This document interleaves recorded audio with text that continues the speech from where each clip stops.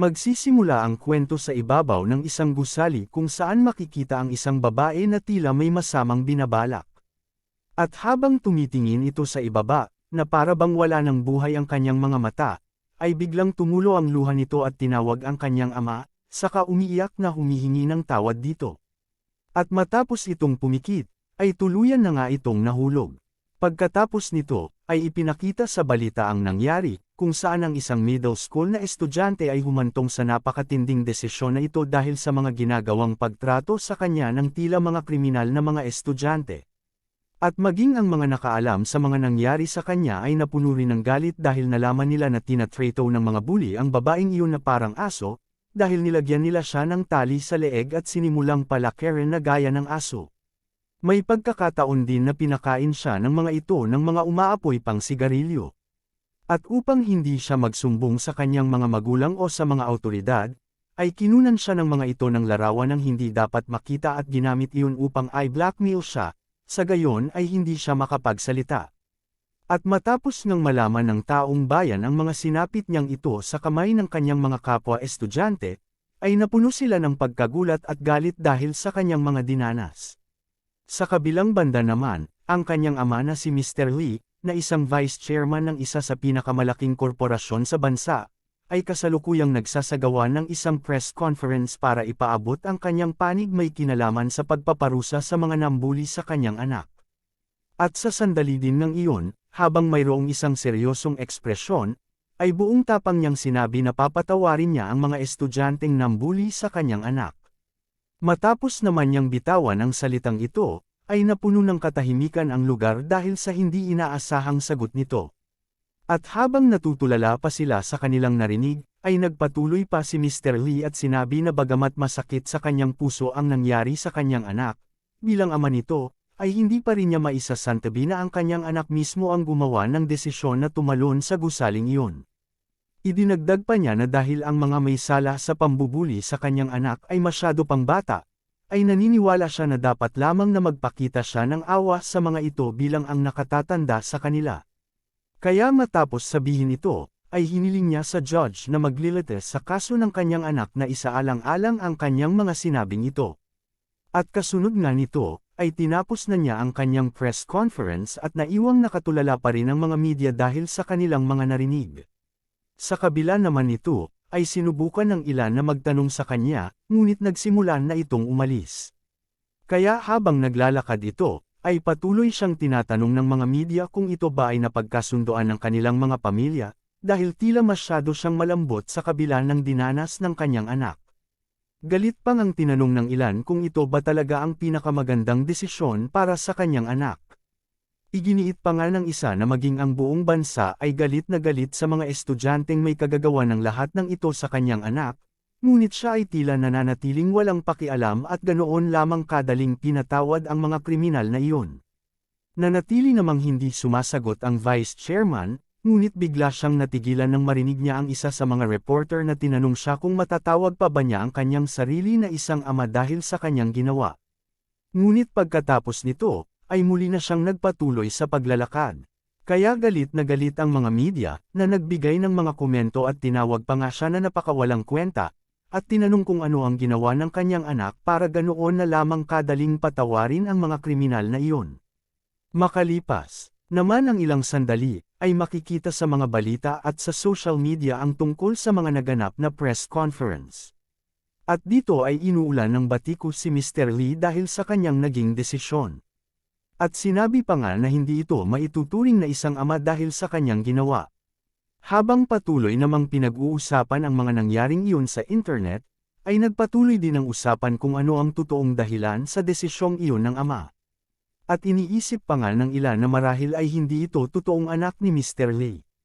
Sa kabilang banda naman, si Mr. Lee, na ngayon ay nakaupo at umiinom ng alak sa kanyang tirahan, ay sinabi sa kanyang sarili na ang mga tao ay nagagawang magsabi ng kahit ano laban sa kanya, gaya ng hindi niya pagiging totoong ama, o marahil ay itinakwil na niya ito. Ngunit ang totoo, ay wala silang ideya kung ano ang kanyang totoong nararamdaman. At habang iniisip nga niya ito, ay bigla niyang nabasag ang bote ng alak na kanyang hawak dahil sa sobrang galit.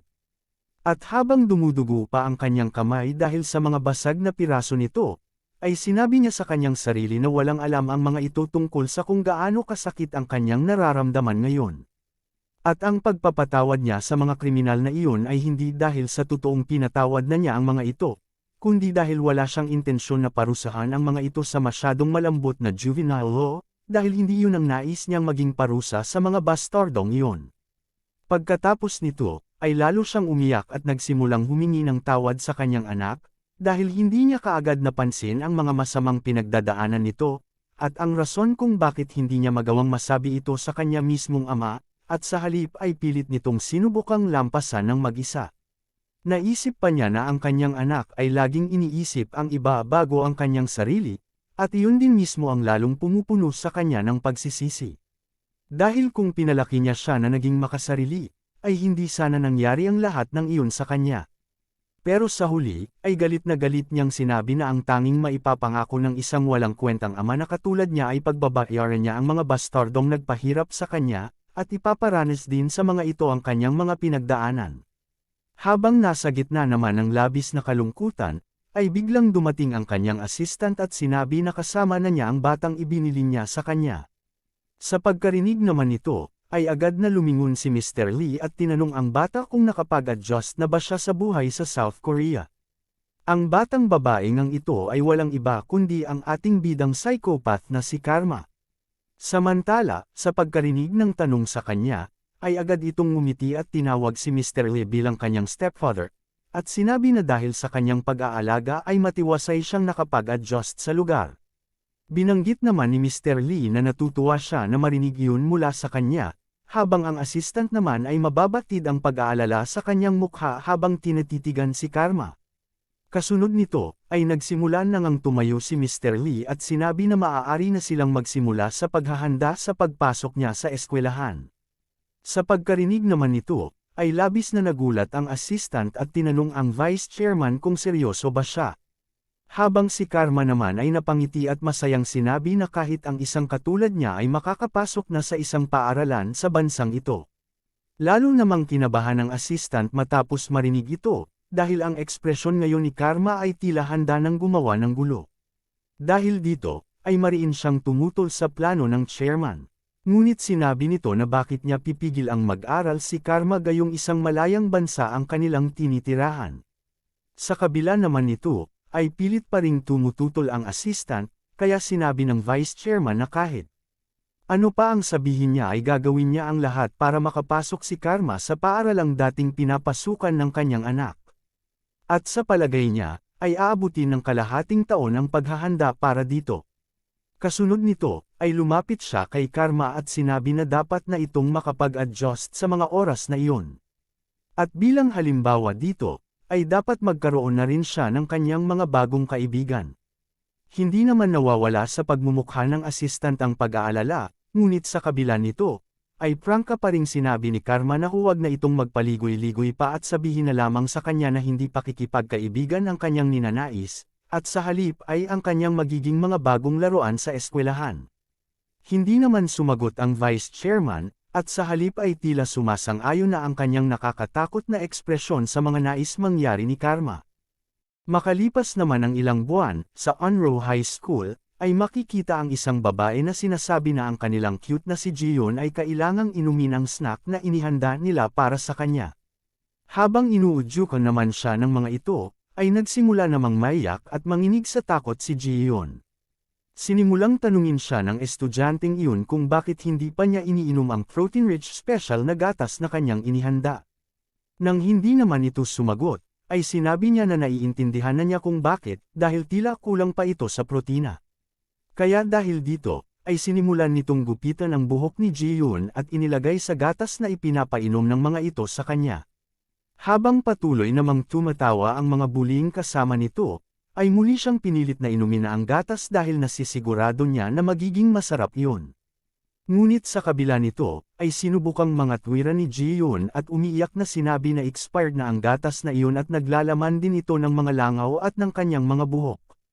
At kasasabi pa nga lamang niya nito, ay bigla na siyang napasuka dahil hindi niya lubos na may sekmura ang ganoong klase ng pagkain. Sa pagkakita naman nito, ay mapang-asar pa rin siyang tinawag ng bully at tinanong kung bakit sumusuka na kaagad siya gayong hindi pa niya iniinom ito. Sinubukan namang makiusap ni Ji-yoon, sinasabing bukod sa expired na ang gatas, ay magiging masama din ito para sa kanyang kalusugan. Ngunit habang itinataas naman ang gunting, ay nangatwiran ang bully at tinanong siya kung hindi ba niya alam kung paano ginagawa ang gatas. Dahil sa katulad na paraan, ay ganoon din ang gatas na pinapainom niya sa kanya. Idinagdag pa niya na nasasaktan na siya sa kanyang mga sinasabi, dahil gusto lamang niya siyang pakainin ng mga masasarap na bagay. Kaya tinanong niya si Ji-yoon kung hindi ba niya naiintindihan ang kanyang ninanais. Ngunit pagkatapos nito, ay nagsimula na siyang magbanta sa kanya, at tinanong kung maiintindihan ba niya ang kanyang nais kung susugitan niya siya gamit ang gunting na kanyang hawak. Dahil naman sa pagbabantang ito, ay wala nang nagawa si Ji-yoon kundi ang sabihing iinuman na niya ang gatas na iyon.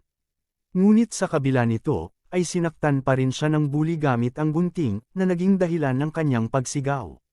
Sa kabilang banda, ang kanilang mga kaklase na nakakita ng mga nangyayaring ito, ay sinabi na mukhang sumusobra na ang mga bullying ito sa kanilang mga ginagawa.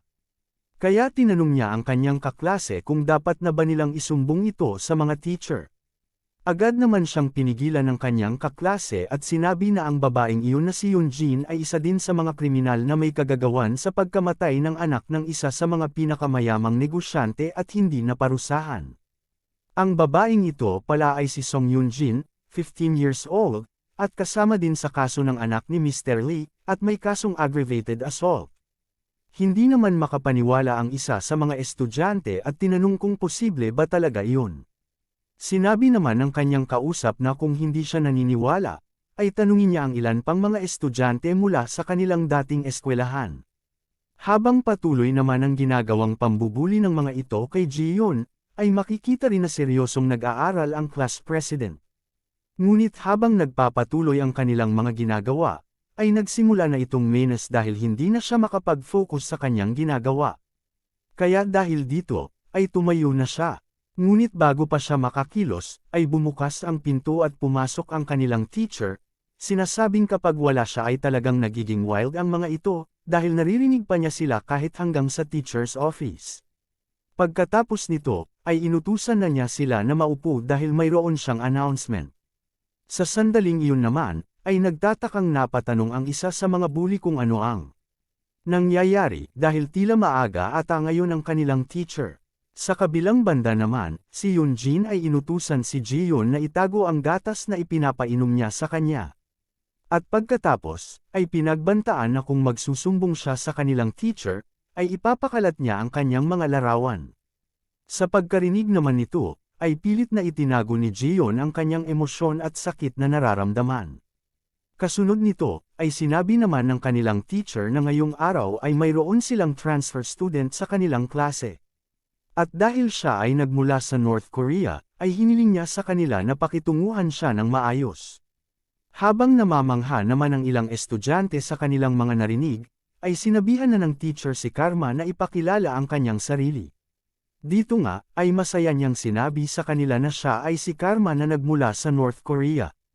At sa huli, ay masaya siyang komandat sa kanyang mga bagong kaklase, hinihiling sa kanila na nasa kanila na siyang pangangalaga. Samantala, sa lugar naman ng vice chairman, ay hinihimok pa rin siya ng kanyang assistant na baguhin ang kanyang desisyon dahil mayroon pa silang oras para gawin iyon. Sinabi pa niya na makakabuti na ibalik na nila siya sa North Korea Juvenile Detention Center, dahil talagang nababahala siya para sa batang iyon. Ngunit bago pa niya matapos ang kanyang mga sasabihin, ay pinigilan na siya ni Mr. Lee at tinanong kung sa kanya ba talagang paningin ay talagang kinuha niya si Karma bilang ang kanyang adopted daughter. Agad namang sumagot ang kanyang assistant at sinabi na tama siya. Dahil dito, ay lumingon sa kanya si Mr. Lee at sinabi na hindi siya nag-adopt ng isang anak, at sa halip ay nagdala siya ng isang hunting dog para simulan ang kanyang paghihiganti. Hindi naman makapaniwala ang assistant sa kanyang narinig. Ngunit sa huli ay wala na rin itong nagawa kundi tanggapin ang desisyon ng kanyang amo. At dito nga, ay naisip pa niya ang tungkol kay Karma, na ito ay mag-isang tumakas mula sa North Korea sa edad na 13, at natagpuan lamang ng mga nagpapatrolya sa Han River. At base sa kanyang mga medical na pagsusuri, ay natagpuan nila na dahil sa mga biological experiment sa kanya ng mga awtoridad sa North Korea, ay nagkaroon ng damage ang ilang parte sa kanyang utak. Ayon sa kanilang pagsusuri, ay natagpuan nila na ito ay isang psychopath na hindi nagtataglay ng pakiramdam sa sakit o kahit ang makadama ng hiya. Nalaman din nila na ang mga dugo sa kanyang damit ay may bakas ng dugo mula sa isa sa kanyang mga kapamilya, kaya hinala nila ay may tendency din ito ng familial homicide. At ayon sa kanilang investigasyon, ay mayroon itong 13 murder cases, at tumutugma ito sa mga dugong nakuha nila sa damit niya. At dahil isa pa siyang menor de edad noon, kaya siya ay ipinadala sa Juvenile Detention Center ng 2 taon. At bagamat nakaranas siya ng matinding paghihirap sa mga oras ng kanyang rehabilitasyon, ay nalaman din ng mga awtoridad na ang batang ito ay mayroong extreme aggressiveness at may pagkasadista na lampas pa sa pagkakaunawa nila. At nagtataglay din ito ng superhuman physical abilities, kaya dahil dito ay nagpa siya ang Juvenile Protection Board na palayain ito at ipasok sa isang supervised probation na nagmula mismo sa Ministry of Justice. Samantala, sa sandaling ito ay makikita naman si Yoonjin, na parang isang kontrabida na mayroong nakakaasar na pagmumukha, at tumatawa sa kasinabi na mayroong interesanteng babae na kanyang mapagtitripan. Sa kabilang banda, si Karma naman ay mayroon ding parehong ngiti, na tila ba nakita na niya ang kanyang biktima. Samantala, sa labas naman ng kanilang classroom, ay makikita ang ilang mga lalaking estudyante na pinag-uusapan ang bagong transfer student na nagmula sa North Korea. At habang nagtatakbuhan ang mga ito patungo doon, ay pinag-uusapan din nila kung gaano ito kaganda. At matapos ngang makarating doon, ay nagsimula ng sumilip ang mga ito sa bintana, at doon nga nila nakita si Karma. Namanghanga sila kung gaano ito kaganda. Habang nasa kalagitnaan naman ng kanilang mga ginagawang ito, ay biglang dumating ang teacher at pinaalis sila. Sa loob naman ng classroom, ay sinasabi ng isa sa kanyang mga kaklase na masyadong kakaiba ang mga lalaking estudyanteng iyon. At pagkatapos, ay tinanong niya si Karma kung ganoon din ba ang kanyang iniisip. Sinabi din niya na ang kanyang accent noong siya ay nagpapakilala ay mukhang hindi nagmula sa North Korea, kaya tinanong nila kung nag-practice ba siya ng pagsasalita nito. Ngumiti naman sa kanya si Karma at sinabi na nag-practice siya sa pamamagitan ng panunood sa mga K-dramas. Kasunod nito, ay hiniling ng kanyang mga kaklase na magpakilala siya gaya ng kanyang salita sa kanilang bayan.